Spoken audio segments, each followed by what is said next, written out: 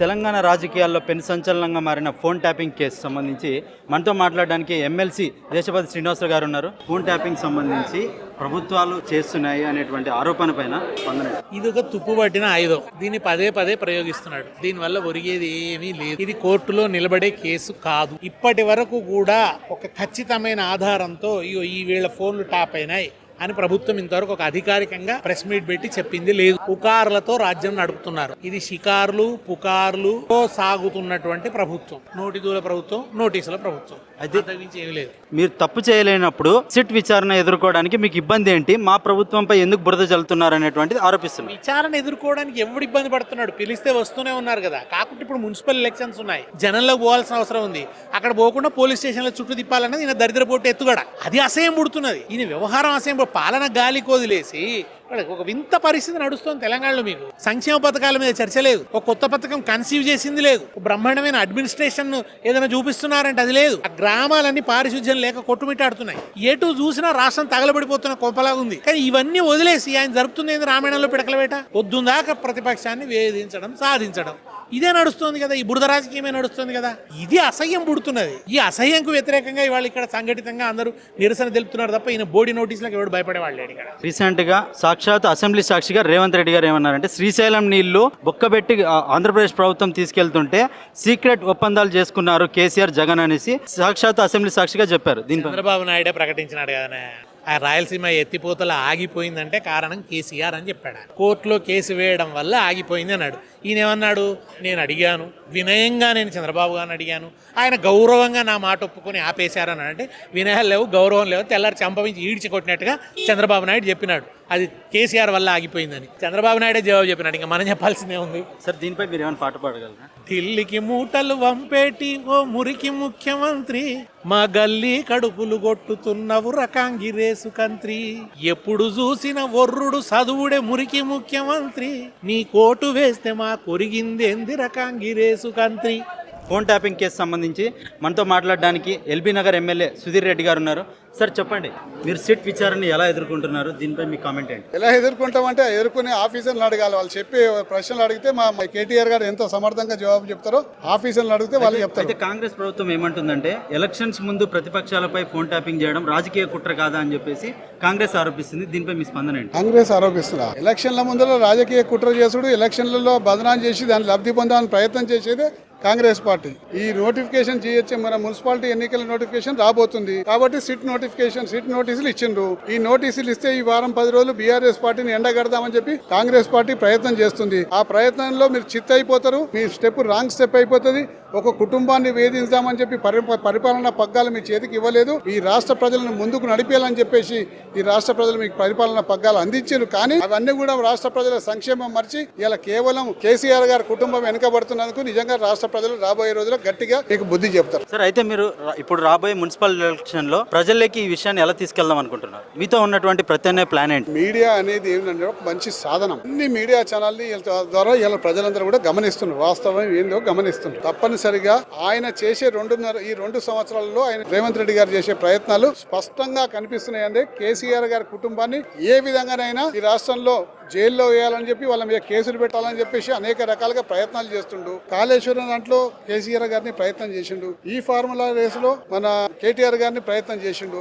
ఇప్పుడు కొత్తగా phone tapping కేసులో హరీష్ రావు గారికి మరి కేటీఆర్ గారికి ఇచ్చిండ్రు. పోలీసు వారికి స్పష్టమైన ఆజ్ఞలు ఇచ్చిపోయింది. ఏమనంటే, దావోస్ నుంచి నేను తిరిగి వచ్చే లోపల ఈ 3 మీద ఫోన్ ట్యాపింగ్ కేసులు నోటీసులు పంపాలి, 3 వాంగ్మూలం తీసుకొని పెట్టుకోవాలని చెప్పేసి చెప్పిండ్రు. అందులో ఇవాళ 2వ వ్యక్తి ఇవాళ కేటీఆర్ గారిది అవుతుంది. రేపు మళ్ళీ కేసీఆర్ కూడా వచ్చే అవకాశం ఉంటుంది. వాళ్ళు కూడా ఏమంటున్నారంటే, గతంలో ఫోన్ ట్యాపింగ్ జరుగుంటే అప్పుడు ఉన్నటువంటి సీఎం కు బాధ్యత ఉండదా, లేకపోతే ఒకవేళ తెలియకపోయి ఉంటే ఇది పాలన వైఫల్యం కాదా అని వారు ఆరోపిస్తున్నారు.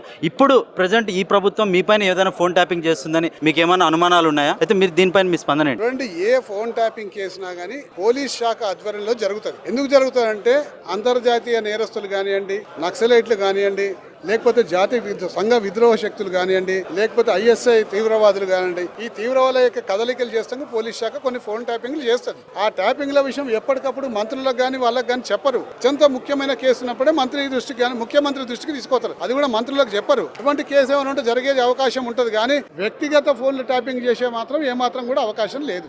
సిట్ కేసు విచారణకు సంబంధించి మనతో మాట్లాడడానికి బొగ్గుగని కార్మిక సంఘం ఉపాధ్యక్షులు మేడిపల్లి సంపత్ మనతో ఉన్నారు. సో వాళ్ళతో మాట్లాడే ప్రయత్నం చేద్దాం. సార్, అయితే ప్రభుత్వం ఆరోపిస్తుంది ఈ సిట్ విచారణ ఎదుర్కోవడానికి వీరు ఎందుకు నిరాకరిస్తున్నారు, ఎటువంటి తప్పు చేయకపోతే వీరు న్యాయపరంగా ఎదుర్కోవచ్చు కదా అని చెప్పేసి అయితే వాళ్ళు వాదిస్తున్నారు. దీనిపై మీ స్పందన ఏంటి? కేటీఆర్ గారు కానీ ఒక గొప్ప నాయకుడి వాళ్ళ భారతదేశంలోనే. ఆయన ఇందాక ప్రెస్ మీట్ లో కూడా చెప్పడం జరిగింది, నా మనసాక్షిగా ఎటువంటి తప్పు చేయలేదనే విషయాన్ని తెలియజేయడం జరిగింది. ముఖ్యంగా ఇవాళ రాష్ట్రాన్ని కుదిపేస్తున్న అంశం వాళ్ళ సింగరేణి కుంభకోణం. మేము సింగరేణి ప్రాంతానికి సంబంధించిన వాళ్ళం కాబట్టి వాళ్ళ తెలంగాణ తొలి ముఖ్యమంత్రి కేసీఆర్ గారు ఈ రాష్ట్రంలో 10 సంవత్సరాలు ముఖ్యమంత్రిగా ఉన్న కాలంలో సింగరేణిని ఒక ఉన్నతమైన స్థితికి తీసుకెళ్లిన గొప్ప ముఖ్యమంత్రి కేసీఆర్ గారు. వాళ్ళ కాంగ్రెస్ ప్రభుత్వం వచ్చిన తర్వాత స్కాములు చేస్తూ సింగరేణి సంస్థ వాళ్ళ కాంగ్రెస్ పార్టీకి ఒక ఏటీఎం గా మారిందని చెప్పవచ్చు. మొన్న మెస్సీ ఆట కోసం సింగరేణి సిఎస్ఆర్ నిధుల నుండి 10 కోట్ల రూపాయలు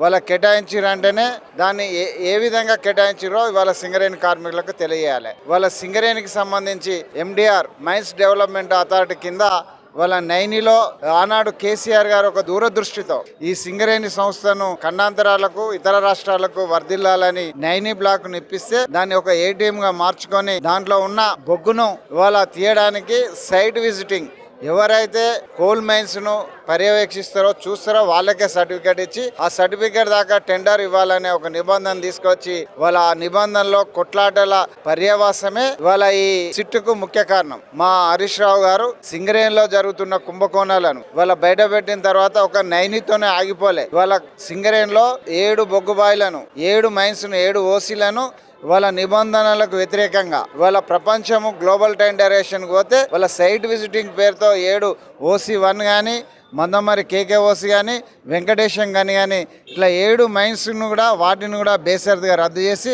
వీటిని సిబిఐ ఎంక్వైరీ చేయాలని డిమాండ్ చేస్తే వాళ్ళ ఈ కుంభకోణాల నుండి బయటపడడానికి ఈ సిట్ అనే నాటకానికి కాంగ్రెస్ ప్రభుత్వం ఇవాళ తెర తీసుకొచ్చింది. ఇది కేవలం డైవర్షన్ పాలిటిక్స్ తప్ప ఎటువంటి తప్పు వాళ్ళ కేటీఆర్ గారు కానీ కేసీఆర్ గారు అని చేయలేదని వాళ్ళ సింగరేణిని ఒక ఏటీఎంగా మార్చే విధానాన్ని మారుకొని వెంటనే అది సిబిఐతో విచారణ చేసి ఏదైతే 7 నైని బ్లాక్ను ఒకటే రద్దు చేయడం కాదు, మిగతా 7 గనులను కూడా ఏదైతే నిబంధనల విరుద్ధంగా ప్లస్ టెండర్లను 14%, 15%, 10% గతంలో మైనస్ టెండర్లు ఉన్న వీటిని ప్లస్ టెండర్లుగా చేసిరంటే వేల కోట్ల రూపాయల కుంభకోణం జరిగింది. బేషరతుగా ఆ టెండర్లను కూడా రద్దు చేయాలని డిమాండ్ చేస్తా ఉన్నాం. సార్, అయితే సిట్ గతంలో ఫోన్ ట్యాపింగ్ జరిగుంటే ప్రభుత్వానికి బాధ్యత లేదా అని కాంగ్రెస్ ప్రభుత్వం ఆరోపిస్తుంది. దీనిపై మీ కామెంట్? ఫోన్ ట్యాపింగ్ అది ప్రభుత్వానికి సంబంధించింది, వీళ్ళకి ఎటువంటి సంబంధాలు లేవు. కేటీఆర్ గారికి ఎటువంటి అసలు సంబంధమే లేదని తెలియదు. అయితే ఈ రోజు సిట్ విచారణ కూడా మా ప్రభుత్వానికి ఏంటి సంబంధం? అధికారులు చేస్తున్నారు, దీనికి మా ప్రభుత్వంపై ఎందుకు బురద చల్లుతున్నారు అనేటువంటిది కాంగ్రెస్ ప్రభుత్వం చేస్తున్నటువంటి ఆరోపణ. కాంగ్రెస్ ప్రభుత్వం ఇదే స్కామ్లను తప్పించుకోవడానికి పాలిటిక్స్ చేయడానికి చేస్తున్న డ్రామా తప్ప దీంట్లో ఎటువంటి నిజం లేదు, నిజాయితీ లేదు. ఇది ఒక టైం పాస్ గేమ్ మాత్రమే. ఈ టైం పాస్ కోసం మున్సిపల్ ఎలక్షన్లను డైవర్స్ చేయడానికి వాళ్ళ ఈ పబ్లిక్ను మైండ్ చేంజ్ చేయడానికి ఆడుతున్న డ్రామా తప్ప మరొకటి లేదు. ఈ ఫోన్ ట్యాపింగ్లో ఎటువంటి నిజం కూడా లేదని తెలియదు. అయితే ఈ ఫోన్ ట్యాపింగ్ సంబంధించి మీరు ప్రజలకు ఎలాంటి గ్యారంటీ ఇస్తారు? రేపు రాబోయే మున్సిపల్ ఎలక్షన్లో మీరు ప్రజల్లోకి ఎలా తీసుకెళ్తున్నారు? దీనిపై మీ పార్టీకి ఉన్నటువంటి ప్లాన్ ఏంటి? గతంలో కేటీఆర్ గారు మున్సిపల్ శాఖ మంత్రిగా, గౌరవ ముఖ్యమంత్రిగా కేసీఆర్ గారు ఈ రాష్ట్రంలో ఎన్నో అభివృద్ధి కార్యక్రమాలు చేశారు. భారతదేశమే వాళ్ళ మన వైపు తెలంగాణ రాష్ట్రం చూసే విధంగా వాళ్ళ ఈ రాష్ట్రాన్ని 24 గంటల విద్యుత్ సౌకర్యం కానీ, రైతులకు రైతు బంధు కానీ, అదేవిధంగా రైతు బీమా కానీ, అదేవిధంగా ఇవాళ హైదరాబాదును ప్రపంచంలో ఒక బెస్ట్ సిటీగా కేటీఆర్ గారు ఇవాళ గూగుల్ లాంటి సంస్థలను తీసుకొచ్చి హైదరాబాదును ప్రపంచ స్థాయి రాష్ట్రంగా తీర్చిచ్చిన గొప్ప వ్యక్తి మన కేటీఆర్ గారు. ఆ అభివృద్ధి ఫలాలే రాబోయే మున్సిపల్ ఎలక్షన్లో బీఆర్ఎస్ పార్టీని గెలిపిస్తాయని తెలియజేస్తుంది.